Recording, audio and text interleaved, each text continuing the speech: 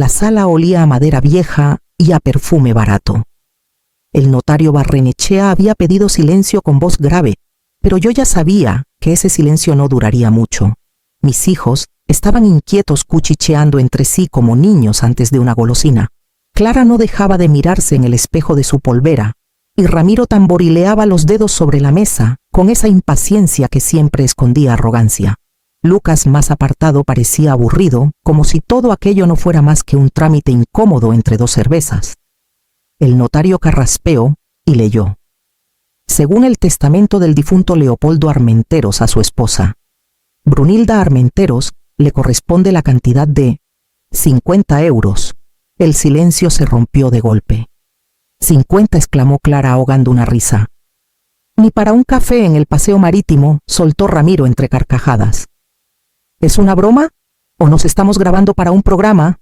Ironizó Lucas sacando su móvil y enfocándome como si yo fuera el chiste del día. Me quedé quieta. No pestañeé. No respondí, porque ya lo sabía. Sabía que mi Leopoldo había hecho algo. Lo vi en sus ojos los últimos días. Sabía que no se iría de este mundo dejando todo en manos de quienes lo veían como una billetera con patas. El notario levantó la vista serio. Cerró el expediente con un clic firme y sacó de un cajón un sobre negro grueso con el nombre de mi esposo, escrito a mano con esa letra temblorosa que tanto conocía. Este sobre, dijo con solemnidad, contiene una cláusula adicional. Solo debía abrirse en caso de que los hijos reaccionaran con burla o desprecio hacia la herencia asignada a su madre. Los rostros de mis hijos se endurecieron. Las risas cesaron. Ramiro frunció el ceño. Clara bajó la mirada. Lucas soltó el móvil sobre la mesa. En otras palabras, añadió el notario, la lectura principal ha sido una prueba. Yo no dije nada. Solo clavé los ojos en la tinta negra del sobre mientras Barrenechea rompía el sello con manos lentas pero firmes.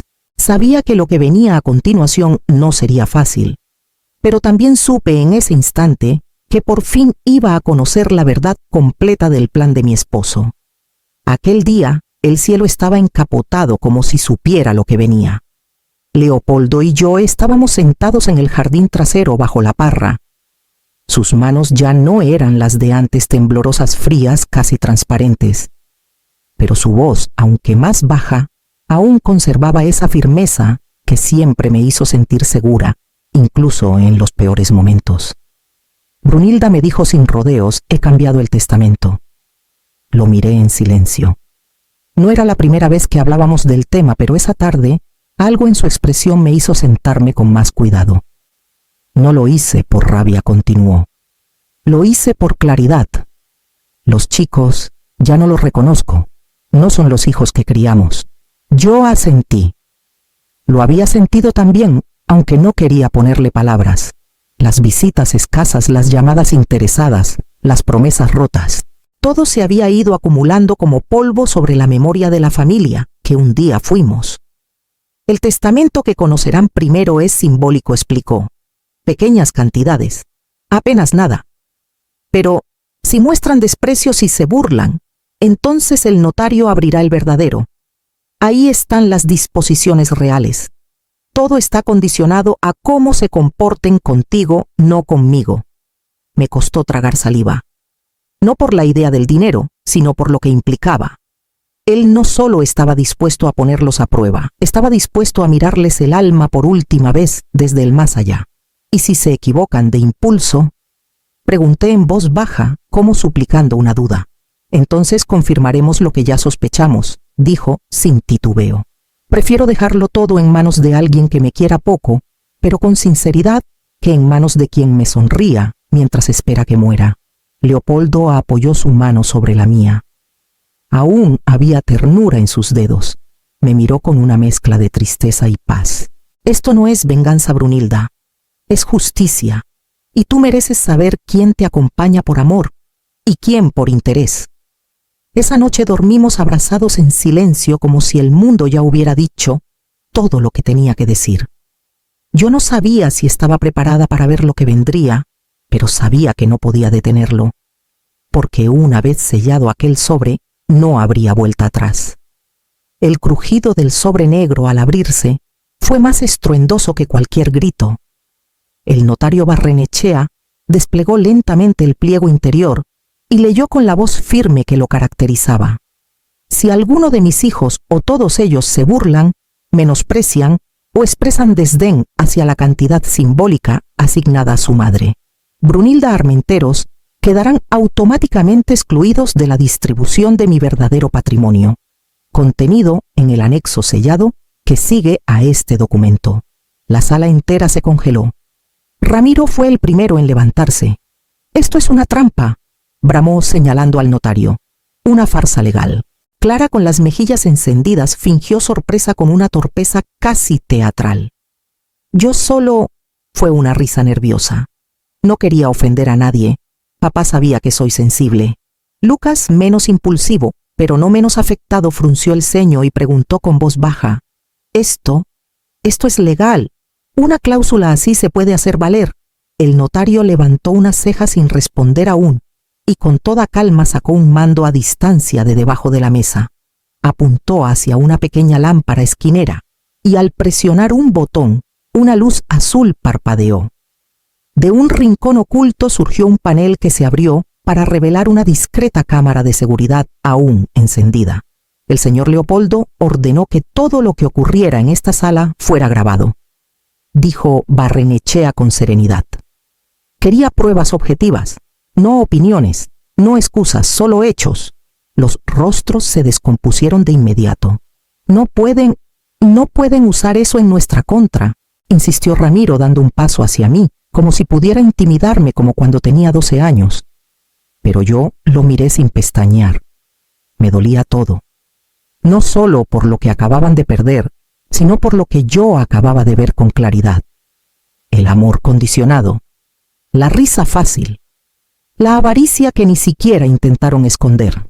El notario cerró el documento y sacó otro sobre más grueso sellado con cera roja. «Este es el testamento válido», anunció. «Solo queda por determinar quién figura en él y quién no». El silencio que siguió fue de plomo, y supe que al abrir ese segundo sobre todo cambiaría para siempre. Mientras el notario rompía el sello rojo del sobre definitivo, mi mente se alejaba unos pasos de aquella sala sofocante. Volví a esos años en que di sin medir, convencida de que eso era amar. Recordé cuando Lucas, apenas con 18 años, se me sentó enfrente con los ojos húmedos y la voz temblorosa: «Mamá, quiero estudiar sonido. No quiero vivir de trabajos de medio tiempo toda la vida». Hipotequé la casa, sin dudar. Le dije que era su oportunidad y que lo haríamos juntos. Nunca terminó la carrera y jamás mencionó devolver un céntimo. Clara vino meses después con un plan brillante para montar un centro de estética. «Es solo un empujoncito, mamá. Te juro que te lo devuelvo en cuanto empiece a facturar». Vendí las joyas que heredé de mi madre, convencida de estar impulsando a mi hija hacia un sueño propio. El local cerró al año, y lo único que recibí fueron excusas. Y Ramiro, ¡ay, Ramiro!, aquella vez que vino con los ojos apagados y las manos temblorosas. Fui víctima de una estafa, mamá. Me están acusando de algo que no hice. Solo necesito un buen abogado. Leopoldo y yo cubrimos todos los gastos del juicio. Él mismo fue a hablar con el abogado, firmó los documentos, anotó los pagos.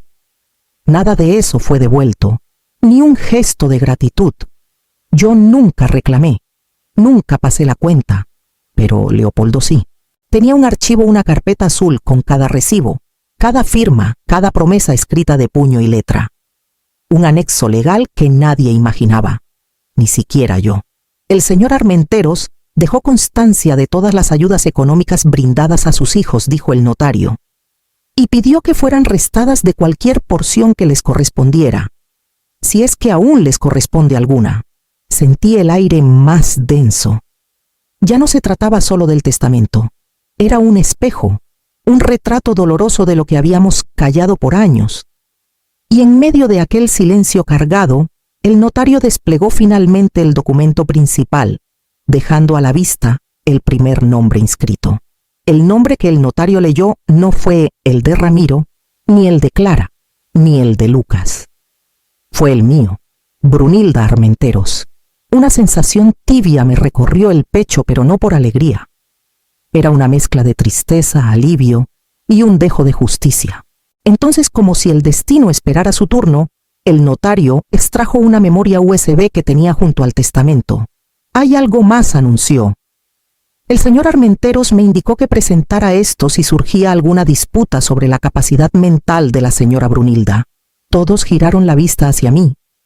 Y aunque yo no sabía lo que iba a pasar, una parte de mí intuía que Leopoldo no había dejado cabos sueltos. El notario conectó la memoria al portátil proyectando un video en la pantalla del despacho. Aparecía yo sentada en mi sillón con gesto confundido. Frente a mí, la voz de Mónica cálida en apariencia, pero con una entonación forzada. «¿Y cómo te llamas, Brunilda? ¿Te acuerdas en qué día estamos?» «Claro que sí», Mónica, respondía yo. «Estoy en mi casa contigo un martes. ¿Y sabes cuántos hijos tienes?» Yo dudaba y justo en ese momento se apagaba el video, cortado intencionalmente. Esa grabación fue enviada a un psiquiatra para solicitar un informe de incapacidad cognitiva, explicó el notario. Pero el video original completo muestra cómo Mónica inducía a la confusión, incluso repitiendo preguntas fuera de cámara, hasta que lograba que Brunilda se equivocara. En el silencio posterior, todos voltearon a ver a Mónica. Ella, pálida, masculló algo que no logré entender. Ramiro la miraba con una mezcla de sorpresa y fastidio. Clara murmuró un «¿Pero cómo pudo?» Yo no podía apartar la vista de la pantalla. Recordaba perfectamente ese día. Creí que Mónica solo estaba aburrida y jugando con su móvil. Nunca imaginé que planeaba algo tan sucio, algo que buscaba borrarme de mi propia vida. Pero ahora todo salía a la luz. Las piezas empezaban a encajar y presentía que aquella verdad era solo una de muchas que aún quedaban por destaparse. Aún no me reponía del impacto de la grabación cuando el notario extrajo un sobre blanco con bordes dorados. Lo sostuvo con cuidado como si pesara más que todos los anteriores juntos. «Este es el documento final», dijo. «Contiene la disposición principal del patrimonio del señor Leopoldo Armenteros». Un silencio espeso se apoderó de la sala. Lucas dejó de juguetear con su móvil. Clara alzó la vista esperando aún alguna esperanza de redención. Ramiro, con la mandíbula tensa, mantenía una mano sobre el respaldo de la silla de Mónica, que ya no se atrevía a mirarme. El notario comenzó a leer. Por medio del presente instrumento queda constituido el Fondo Armenteros, con sede en Las Palmas de Gran Canaria, dotado de un capital de $80 millones. Sentí que el aire me faltaba. 80 millones. El rendimiento de este fondo será íntegramente administrado por y para la señora Brunilda Armenteros con usufructo vitalicio. El capital no podrá ser tocado salvo por decisión expresa de ella. El notario hizo una pausa y luego continuó con voz firme. No obstante, si alguno de sus descendientes, directa o indirectamente, ofende, insulta, presiona o menosprecia a la señora Brunilda Armenteros, quedará excluido de cualquier posibilidad futura de herencia. Esta cláusula es irrevocable. Clara dejó escapar un leve gemido. Ramiro bajó la cabeza. Lucas murmuró un «esto es una locura». Pero el golpe final vino justo después. En caso de que los hijos de la señora Brunilda queden desheredados por las razones anteriores, se deja constancia de que la señora Armenteros podrá designar un heredero alternativo para el fondo total sin necesidad de consulta ni permiso notarial adicional. Era demasiado para ellos, pero para mí era un respiro, una validación silenciosa de todo lo que había callado, de todo lo que había entregado sin recibir. Yo tenía ahora en mis manos el destino del fondo, y aunque el dolor seguía presente, una idea empezó a formarse lentamente en mi interior, tan inesperada como poderosa. Una idea con nombre propio. Mientras todos los presentes seguían digiriendo la noticia del fondo millonario, una voz suave y firme rompió el silencio. «Abuela». Me giré. Era Leire, mi nieta mayor. Tenía los ojos llenos de lágrimas, pero su postura no temblaba. Se levantó despacio de su asiento, ignorando la mirada reprobatoria de su madre, y caminó hacia mí. Sin decir nada más, me rodeó con los brazos. «Yo sí la quiero», Siempre la he querido. Y tengo pruebas. Todos la miraron entre incrédulos y tensos. Ella sacó su móvil, abrió una carpeta de mensajes archivados y se los mostró al notario. Mi madre me prohibía hablarle, contarle sobre mi carrera, mis planes, incluso si tenía pareja. Me decía que no merecía su atención, que usted era una carga del pasado. Las palabras cayeron como piedras sobre la sala. Clara intentó intervenir. Eso no es cierto. Estás malinterpretando. Pero Leire, sin levantar la voz, le respondió sin mirarla. Mamá, tú misma me dijiste que cuanto menos se sintiera parte de esta familia, más fácil sería dejarla en una residencia sin hacer escándalo. ¿También quieres que niegue eso? El notario, con el rostro inescrutable, tomó nota de todo. Mi corazón latía con fuerza. No por el fondo ni por la humillación de mis hijos, sino por esa chispa de luz en medio de la ruina. Leire. Mi Leire. Esperé mucho este momento, continuó ella. Nunca entendí por qué me alejaban de usted. Siempre me sentí culpable, pero guardé todo porque intuía que un día todo saldría a la luz. Me apartó un mechón de cabello de la frente con ternura. Por primera vez en esa sala sentí calor humano. No me interesa el dinero. Solo quiero recuperarla, si usted me deja. Y en ese instante supe con claridad a quién debía confiar lo que quedaba de mi legado, aunque aún faltaba una última revelación que cambiaría todo lo que creíamos saber. Horas después, cuando la sala quedó vacía y el eco de los gritos se extinguió en los pasillos del despacho notarial, pedí hablar a solas con el notario. Él asintió en silencio, con la mirada serena de quien ha presenciado demasiadas familias romperse entre testamentos y cláusulas. Nos sentamos frente a frente con el sobre aún sobre la mesa, como una amenaza y una promesa al mismo tiempo. Quiero modificar el fondo, le dije con voz clara. Quiero que Leire sea incluida como beneficiaria parcial. No lo hago por rabia ni por revancha, lo hago por justicia. El notario no pareció sorprendido. Sacó un formulario, lo colocó entre nosotros y se dispuso a tomar nota. ¿Qué porcentaje desea asignarle? Lo suficiente para que nunca dependa de quienes la criaron con egoísmo. Lo suficiente para que pueda tomar sus decisiones libremente. Me detuve un momento. A través del vidrio esmerilado de la puerta, distinguía siluetas moviéndose con ansiedad. Eran ellos, mis 3 hijos, esperando que saliera, quizás con súplicas, quizás con lágrimas, quizás con más mentiras. Pero ya no temblaba al verlos. Algo en mí se había cerrado como una compuerta antigua sellada tras años de decepciones.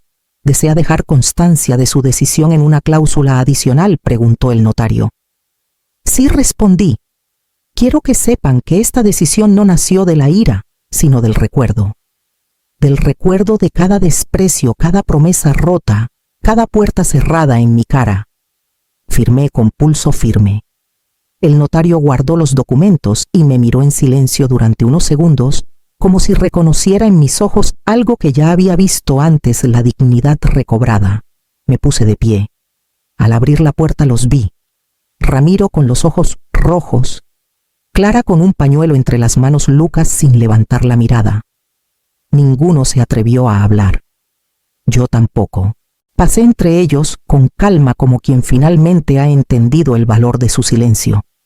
Y mientras caminaba hacia la salida, ya no sentía peso en la espalda, sino algo parecido a la paz. Una paz que me permitiría enfrentar lo que aún faltaba por revelarse. El salón del notario estaba en completo silencio cuando me entregaron la última hoja. Era la que sellaba el fondo fiduciario con carácter irrevocable. La tinta aún estaba fresca en los documentos previos. Leire figuraba como beneficiaria de becas, viajes de formación y acompañamiento económico hasta que alcanzara la mayoría de edad. Ningún juez, ningún recurso podría alterar lo que ahora se convertía en ley. Tomé la pluma sin temblar. Por primera vez en mucho tiempo no sentí duda alguna. Mi nombre quedó estampado en la parte inferior del folio junto al de Leopoldo, que aparecía como firmante original. Fue como volver a tomar su mano, como si desde donde estuviera me diera su bendición silenciosa. El notario guardó los papeles en una carpeta con cierre dorado. Alzó la vista y sin palabras asintió. El acto estaba concluido. Al salir los encontré a los tres esperándome en el vestíbulo, rodeados de un silencio incómodo. Ramiro dio un paso al frente. Quiso abrazarme. Clara esbozó una sonrisa llorosa. Lucas musitó algo que no alcancé a entender, pero no me detuve. Gracias por su presencia, dije con voz serena. No hubo gritos, no hubo reproches, solo sus rostros descompuestos incrédulos, como si no acabaran de comprender que aquella madre, que una vez lo dio todo por ellos, ahora se alejaba sin mirar atrás. Me dirigí hacia la puerta, y mientras la abría, sentí una brisa ligera en el rostro. El aire de la calle tenía otro sabor, uno distinto, más limpio, más real. No fue odio lo que llevé conmigo al cruzar ese umbral. Fue duelo, sí, pero también dignidad. La certeza de haber actuado con justicia. La convicción de que no siempre el amor se demuestra cediendo, sino a veces sabiendo soltar. Caminé sin prisa, como si cada paso me alejara de una versión antigua de mí. Porque aún quedaba algo por hacer, algo más allá del testamento y los millones. Algo que no se podía firmar con tinta, pero que también merecía un cierre. La brisa marina entra por los ventanales cada mañana y llena la casa de sal y luz. La villa es modesta, de líneas sencillas, sin ostentación, pero tiene lo que necesito: silencio, espacio y una terraza desde donde puedo ver cómo las olas rompen con el ritmo exacto de un corazón que ya no tiene prisa. Han pasado algunos meses desde aquel día en la notaría. Ya no pienso tanto en lo que perdí, sino en lo que decidí proteger. El fondo está activo, pero no me dedico a contar los ceros. Invertí una parte en un centro cultural para mujeres mayores, un lugar donde quienes, como yo, han sido ignoradas por sus propias familias, puedan encontrar voz, espacio y una nueva manera de mirar el mundo. Lo llamamos Horizonte Bravio. Cada semana llegan nuevas mujeres con historias distintas, pero todas con la misma necesidad de ser vistas. Las escucho, tomamos café juntas, tejemos en las tardes, discutimos sobre literatura, a veces reímos hasta las lágrimas. He vuelto a sentirme útil y viva. Esta mañana entre el correo habitual llegó una postal. Reconocí la letra en cuanto la vi. París es aún más hermoso de lo que soñaba. Gracias por creer en mí. Siempre tuya, Leire. La imagen mostraba el Puente de las Artes. Me la imaginé cruzándolo con su mochila al hombro y los ojos brillando. No pude evitar que se me humedecieran los ojos. No de tristeza, sino de alivio. Doblé la postal con cuidado y la dejé sobre la repisa junto a la fotografía de Leopoldo. Él también la habría querido así, libre, curiosa, sin el peso del rencor ni las cadenas de una familia rota. No sé cuánto tiempo me quede en esta tierra, pero sí sé que el legado que dejamos no está en la cantidad que se reparte, sino en a quién decidimos entregarlo. Y yo elegí con el corazón limpio.